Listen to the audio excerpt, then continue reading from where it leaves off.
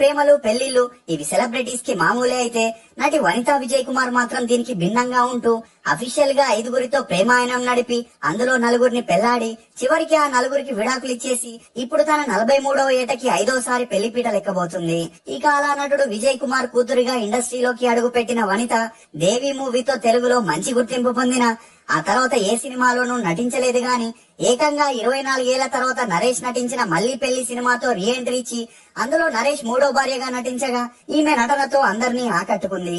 ఇక అలా తరచూ ఏదో ఒక కాంట్రవర్సీతో వార్తల్లో నిలిచే వనితా విజయ్ కుమార్ 5వసారి పెళ్లిపీట లెక్కబోతుండడంతో మీడియాలో ఈమె గురించి ఇప్పుడు వార్తలు హల్చల్ అవుతున్నాయి. వనితకి 5వ భర్తగా రాబోతున్న ఆ వ్యక్తి ఎవరు, కన్న తండ్రే వనితని ఇంటి నుండి ఎందుకు గెంటేశాడు, డబ్బు కోసమే వనిత తన కూతుర్ని సినిమాల్లోకి తీసుకొస్తుందా అనే నమ్మలేని నిజాన్ని ఈ వీడియోలో చెప్పడానికి నేను ప్రయత్నిస్తాను. మీరు మాత్రం ఈ వీడియోని పూర్తిగా చూడండి. నాగలక్ష్మి మహేశ్వరి వనిత అలియాస్ వనితా విజయ్ కుమార్. ఈమె 1980 అక్టోబర్ 5న తమిళనాడులోని చెన్నైలో జన్మించింది. తండ్రి విజయ్ కుమార్, తల్లి మంజుల. ఈమెకి ప్రీతి, శ్రీదేవి అనే 2 చెల్లెలు కూడా ఉన్నారు.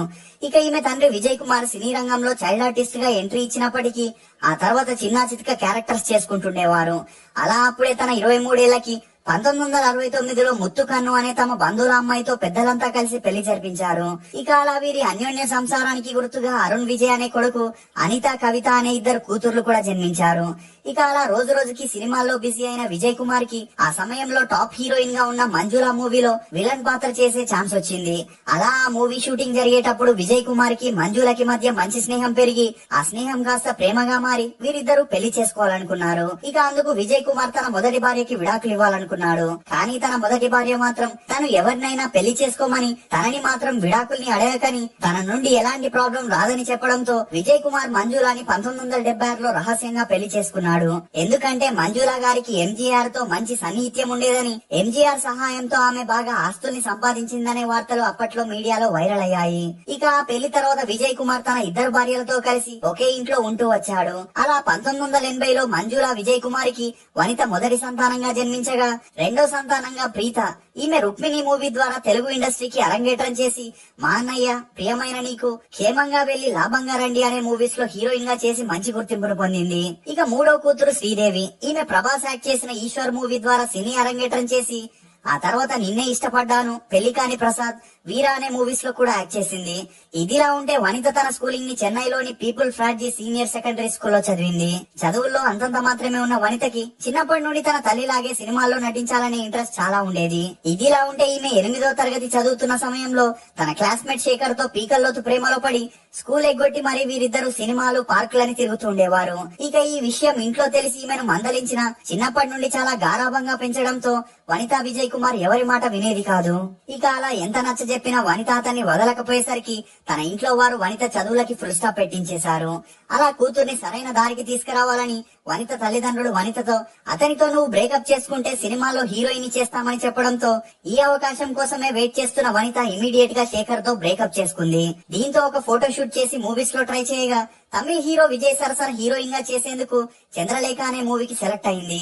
అలా ఆ మూవీ షూటింగ్ జరిగేటప్పుడు వనితకి విజయ్ మీద చాలా ఇంట్రెస్ట్ పెరిగి అతన్ని ఎంతోగానో ప్రేమించి ఆరాధించింది.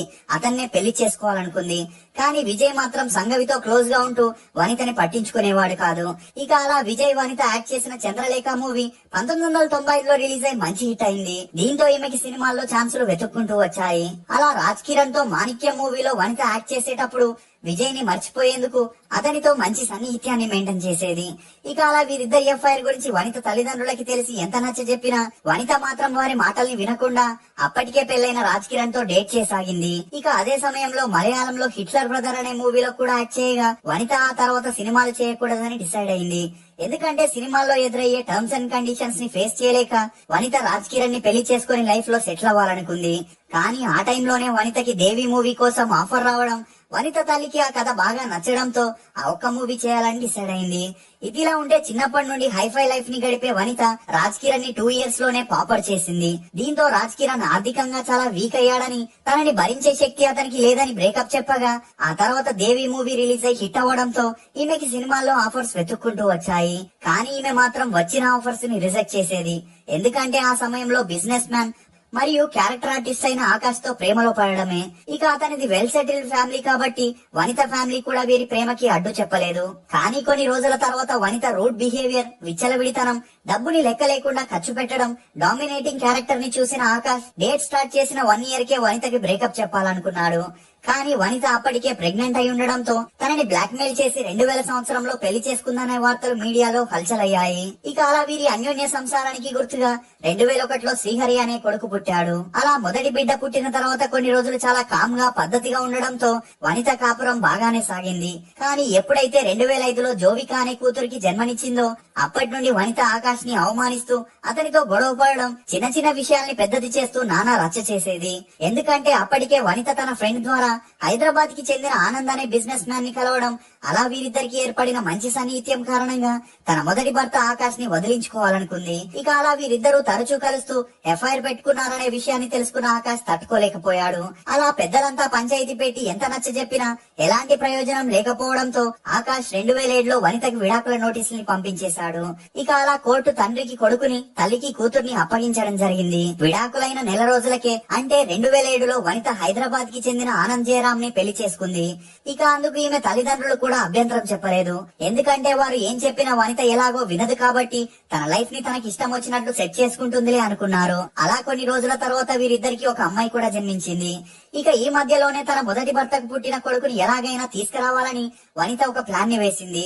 అలా కొడుకుని చూసేందుకు హైదరాబాద్ నుండి చెన్నైకి వెళ్లి తన మాజీ భర్త లేని సమయంలో తన కొడుకుని హైదరాబాద్ కి తీసుకొచ్చింది. దీంతో వనిత మాజీ భర్త రెండో భర్త మీద కిడ్నాప్ కేసు పెట్టి జైలుకి పంపించాడు. ఇక ఈ విషయాన్ని తెలుసుకున్న వనితకి వేరే దారి లేక తన కొడుకుని మాజీ భర్తకి అప్పగించడంతో పోలీసులు తన రెండో భర్తని రిలీజ్ చేశారు. ఇక అలా బిజినెస్ మ్యాన్ గా ఎంతో పేరున్న ఆనంద్ జయరామ్ తన భార్య వల్ల జైలుకెళ్లడంతో అవమానాన్ని తట్టుకోలేకపోయాడు.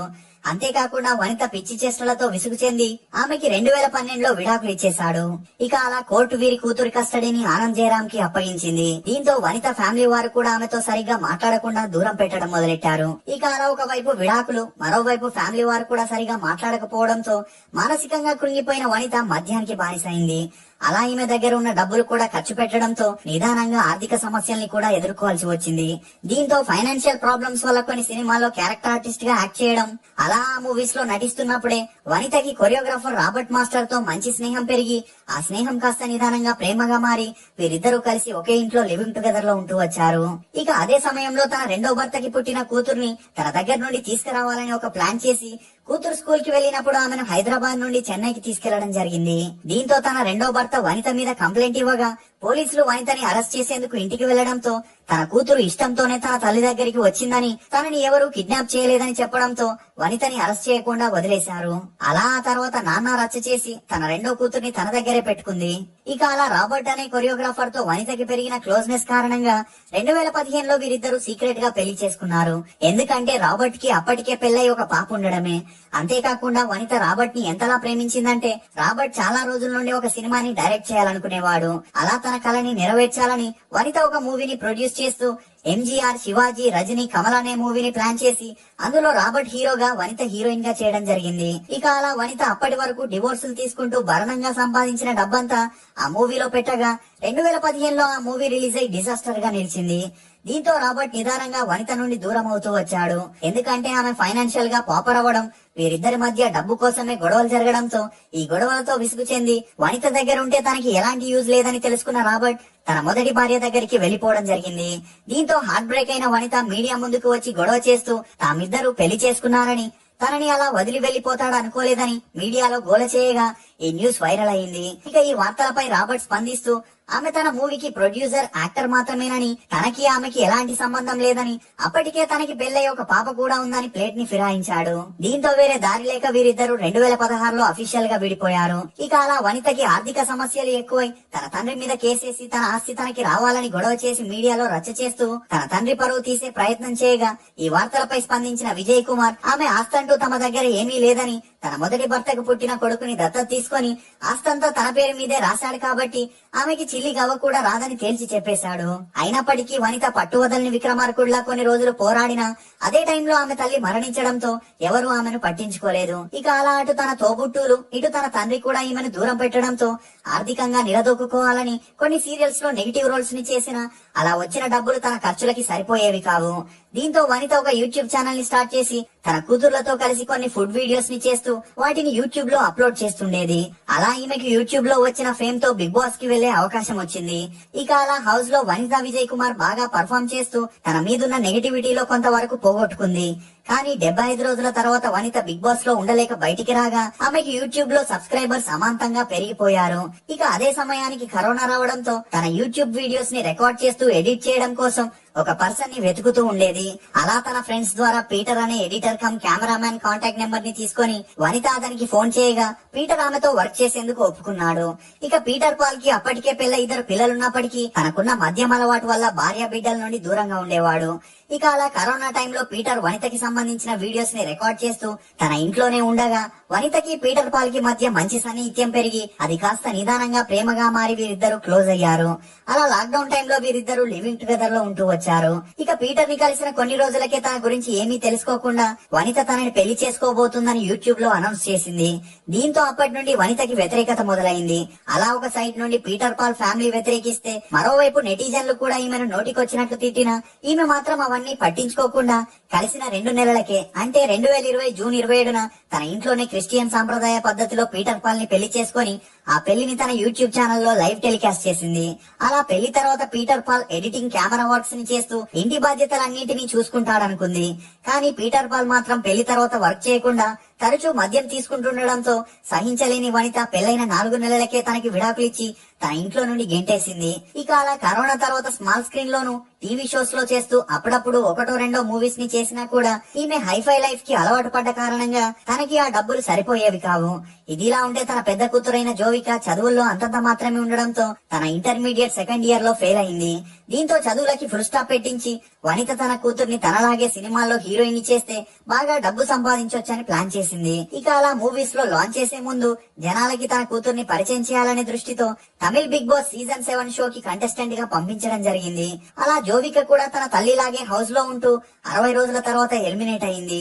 ఇక అదే సమయంలో వనిత తన సోషల్ మీడియాలో బిగ్ బాస్ రివ్యూస్ చెబుతూ తన కూతురికి సపోర్ట్ చేస్తూ నటుడు ప్రదీప్ యాంటోనీకి వ్యతిరేకంగా మాట్లాడడంతో ఆగ్రహానికి గురైన అతని అభిమానులు వనిత ఒక రోజు డిన్నర్ కోసం రెస్టారెంట్ కి వెళ్ళగా అక్కడికి ప్రదీప్ యొక్క అభిమాని వెళ్లి వనిత ఫేస్ మీద కొట్టి గాయపరచడం జరిగింది.